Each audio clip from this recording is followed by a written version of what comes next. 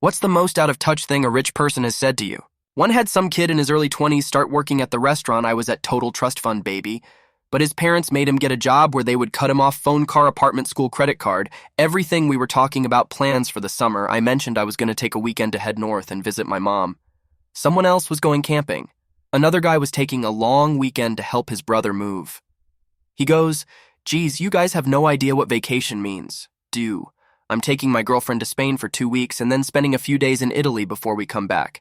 He got really upset when I asked him where he was going to work when he came back.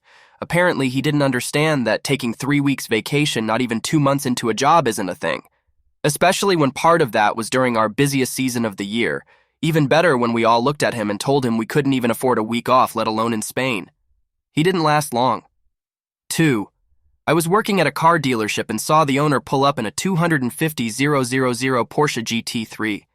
Told him how much I loved the car and dreamt of owning one someday.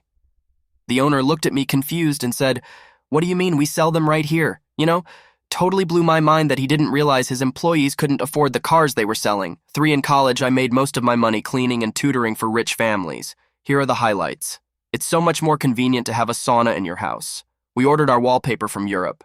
It's the only way to go. I just bought the empty lot next to ours so we won't have neighbors. And my personal favorite rich person's kid goes, "Gosh, I can't find any babysitting jobs.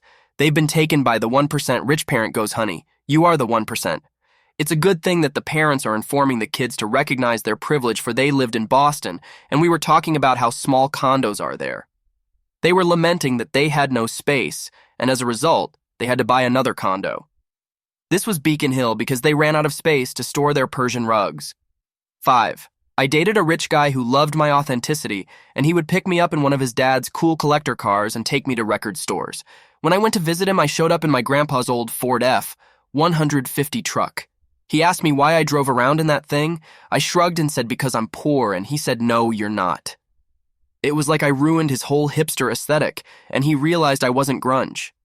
Like, yeah, but I wore a flannel from the thrift store because it was cheap, not because I was making a fashion statement. 6.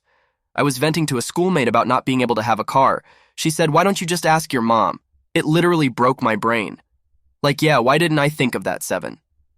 She says money has been tight, so we have to wait a couple more weeks before we break ground on the new air-conditioned stable for the horses. 8. My boss is an attorney. A client who was filling out her financial statement for a divorce realized that she had forgotten to include her student loans on the report. Laughing somewhat ruefully, she said, "I can't believe I forgot to include that." And in a bright, sunny voice, my boss laughed and said, "I sometimes forget that I own a boat." The client and I quietly locked eyes with a shared understanding of how out of touch that was. 9. It's only $1,000. Okay, money man, then give it to me. 10. How often do you go sailing? Said by the guy that knew I was struggling financially. 11. Where do you summer?